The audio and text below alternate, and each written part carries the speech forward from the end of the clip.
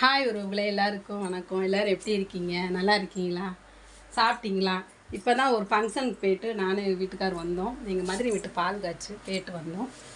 இப்போ இந்த வீடியோ எதுக்காண்டினா, ஒரு 2 தெருநாய்களுக்காண்டி தான். 2-3 தெருநாய்கள் இருக்குது. அந்த நாய்களுக்காண்டி தான் இந்த பதிவு. சரியா? நான் வந்து கஷ்டப்பட்டு காலையில் எழுந்திரிச்சி வேலைக்கு போயிட்டு நைட்டு போகிறேன்.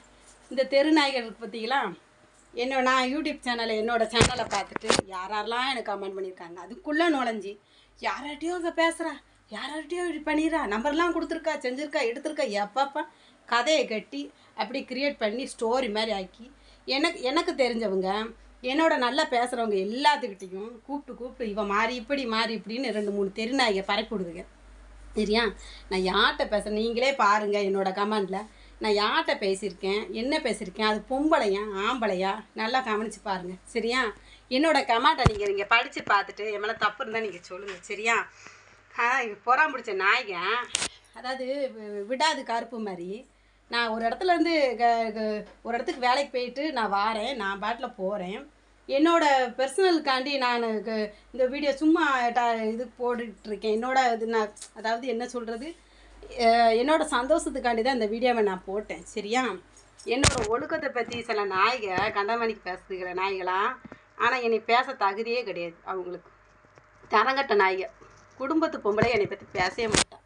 ஒழுக்கமாக கரெக்டாக புருஷன் கூட குடும்பம் நடத்துகிறவன் என்னை சத்தியமாக என்னை பேச மாட்டான். இந்த ஒழுக்கங்கட்டு தெருநாய்க தான் என்னை பேசும். அந்த நாய்களுக்கு ஒரு வேலை கழுது இல்லை.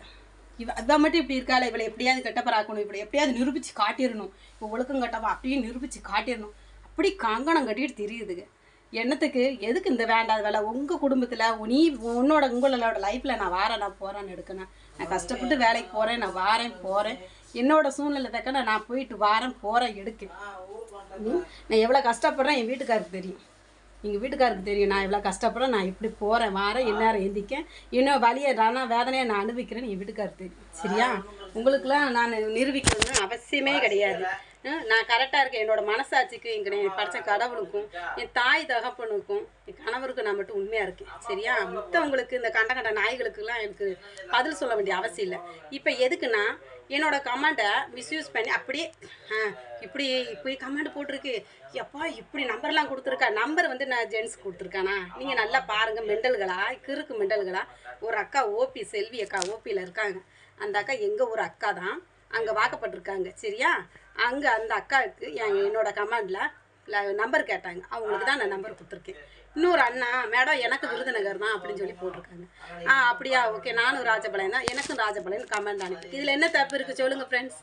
நான் டெல்லியில் ஒர்க் பண்ணுறேன், வாரீங்களா, வேலை இருக்குன்னு? இல்லை வேண்டாம், ஓகே பார்க்கலாம் அப்படின்னு சொல்லிட்டு கமெண்ட் அனுப்பியிருக்கேன். இதில் என்ன தப்பு இருக்குது சொல்லுங்கள்?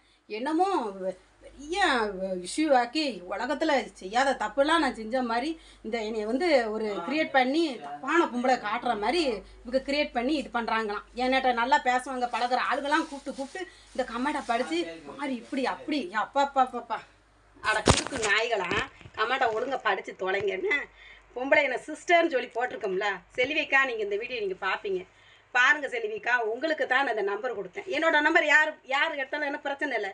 என்னோடய நம்பர் யார் எடுத்தாலும் நான் பேசுகிற விதம்னு ஒன்று இருக்குது இல்லையா? சரியா? பொம்பளை நினச்சா ஒரு நிமிஷம் முடியும். சரியா?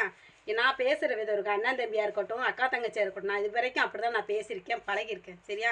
என்னோடய ஒழுக்கத்தை கேரக்டரை பற்றி உங்களுக்கு தெரியலன்னா நீங்கள் மூடிக்கிட்டு இருங்க. சரியா? அதுக்காண்டி மற்றவங்களை என்னோட பழகிற பேசுகிறவங்களை கூப்பிட்டு என்னை அசிங்கப்படுத்த நீங்கள் நினச்சிங்கன்னா அது உங்களுக்கு தான் செய்யும். எனக்கு ஒன்றுக்கு பிரச்சனையே கிடையாது. என்னை பற்றி தெரிஞ்சவங்களுக்கு எனக்கு தெரியும். சரியா? உங்களுக்கு நான் உண்மையாக இருக்க வேண்டிய அவசியமே கிடையாது. அதாவது சொல்கிறோம்ல, ஒழுக்கமான பொம்பளை என்னை பற்றி பேசவே மாட்டான். குடும்பத்து பொம்பளை, புருஷன் கூட இருக்கிற பொம்பளை என்கிட்ட பேசவே மாட்டான். நீ ஒழுங்காக கட்ட நாய், இந்த புரணி பேசுகிற நாய், இந்த புரணி பேசுறதுக்காண்டியே கிளம்பி வேலைக்கு வந்துடுறாளுங்க. என்னை பற்றி அங்கே கதையாக பேசுகிறாளுங்க. என்னை பற்றி பேசுறதுக்கு என்னமா இருக்குது? நானே காலையில் போயிட்டு நைட்டு காலையில் போயிட்டு நைட்டு வந்து தன்னால் நூலாக போய் நாங்கள் எங்கள் பாடுகளை என்ன பாடுபட்டுட்டு நாங்கள் உட்காந்துக்கிட்டு இருக்கோம். இந்த நாய்க இப்படி செஞ்சிட்ருக்குங்க. என் மாப்பிள்ளையும் அந்த நாயை சொன்னால் சொல்லிட்டு போட்டோம். நான் சொல்லணும் மாறி என் மாப்பிள்ளை இந்த நாயை திருநாயை சொன்னால் போயிட்டு என் மாப்பிள்ளை நான் என்ன சொன்னார். என் மாப்பிள்ளை எவ்வளவோ எங்களுக்கு மிஸ் அண்டர்ஸ்டாண்டிங் இந்த வீடியோவில் என்ன நடந்திருக்கு. இந்த வீடியோ வேலை, இந்த யூடியூப் வேலை அவர் வேண்டாம் தான் சொன்னார். கண்ட நாய்கள்லாம் பேசுவாங்க, கமெண்டில் போடுவாங்க மாதிரி இது பண்ணாதான் சொன்னார். அவர் வாயில் சீனியை தான் போடணும், என் மாப்பிள்ளை வாயில் கண்டிப்பாகவே சீனியை தான் போடணும். அவர் சொன்னதை நான் அன்றைக்கி கேட்கல. சரி என்னோட சந்தோஷம் தான் இது ஒன்று பண்ணிக்கிறேனே அப்படின்னு அவர்கிட்ட பெர்மிஷன் கேட்டு தான் நான் யூடியூப்க்கே வந்தேன். இப்போ அவர் வாயில் என்ன சீனி போடும். கண்ட நாய்கள் உன்னை பேசுவாங்க, கண்ட நாய்களாம் பேசுவாங்க அப்படின்ட்டு. நல்லா ஒழுக்கமான ஆளுக உன்னை பேச மாட்டாங்க மாதிரி. என் கமெண்டில் எல்லாருமே படித்து பாருங்கள் ஃப்ரெண்ட்ஸ். ஏதாவது தப்பாக எது இருந்துச்சுன்னா நீங்களே சொல்லுங்கள் சரியா. இவ்வளோ லென்த்தாக வீடியோ போயிட்டு சாரி மன்னிச்சுக்கோங்க. இந்த தெருநாயை கண்டிப்பாக இந்த இதை பார்ப்பாங்க. அந்த என்னை பேசின நாய்க தரங்கட்ட நாய்க என்னை கண்டிப்பாக பார்ப்பாங்க. பார்த்துட்டு வயிறு எரிவாங்க. இந்த மறுபடியும் இதுக்கு யாராவது கமெண்ட் போட்டிருக்காங்களோ நோண்டிட்டு மற்றவங்கள கூப்பிட்டு எம்மா இப்படி பேசியிருக்கா அப்படின்னு சொல்லுவாங்க. கண்டிப்பாக நடக்கும். நீங்கள் என்னன்னாலும் பண்ணிவிட்டு போங்க சரியா. Okay bye. எதுவும் குத்தங்குறை இருந்தால் மன்னிச்சிருங்க ஃப்ரெண்ட்ஸ். நான் எதுவும் தவறாக இருந்து சொல்லியிருந்தா. இனிமேல் எனக்கு வீடியோ போடுறதுக்கே இஷ்டம் கிடையாது. இந்த நாயை என்னை கேவலப்படுத்துன்னு ஒரு கேங்கு மாதிரி திருதுங்க. ஏதோ பிடிச்சி நிரூபித்து காட்டுவேன். அவளை நான் ஒழுக்கம் இல்லாதவன் சொல்லிட்டு நிரூபித்து காட்டுவேன். அப்படிலாம் அப்பப்பா நீங்கள் நிரூபித்து தான் காட்டுங்களேன். என்ன செஞ்சால் தானே. என் புருஷன் எனக்கு போதாதா? ஐயப்பா இந்த அநியாயம் பண்ணுறீங்களே எதுக்கு? அப்படி நினச்சாதான் கடவுளை உங்களை மாதிரி இந்த சாக்கடை பற்றி எனக்கு சுட்டுப்பட்டால் வராது. எங்கள் அம்மா அப்படி வளர்க்கலை சரியா. பேசுவேன், பழகுவேன், சிரிப்பேன். யார் மனசு நோகடிச்சது கிடையாது. ஆனால் என்னையே தான் நிறைய பேர் காயப்படுத்தியிருக்காங்க சரியா. என்கிட்டே வாங்கி தின்னுட்டு இந்த நாயே என்னை பேசுது. தரங்கட்ட நாய்க, கேடுகட்ட நாய்க என்னை அப்படிலாம் பேசுது. நல்ல பொம்பளை என்னை பேசவே மாட்டேன், என்னை பற்றி இழுக்கவே மாட்டான். என்னத்துக்கு தான் இப்படி பண்ணுறீங்க? நான் இனிமேல் வீடியோ போட எனக்கு ஐடியாவே கிடையாது. இந்த வீடியோ போட மாட்டேன், போட வேண்டாம். என் மாப்பிள்ளை சொல்லிக்கிட்டு தான் இருக்குது. இதுதான் ஃபஸ்ட் அண்ட் லாஸ்ட்டு. போடவே வேண்டாம், தேவையில்லை. நான் இந்த யூடியூப்புக்கு இதை கேன்சல் பண்ண போனேன். இந்த தெருநாயகன் என்னை நிரூபிக்கட்டும். நிரூபித்தப்பறம் அவளை நான் விளக்கமாற்ற கொண்டு சாத்தோன்ட்டு இருக்கேன்.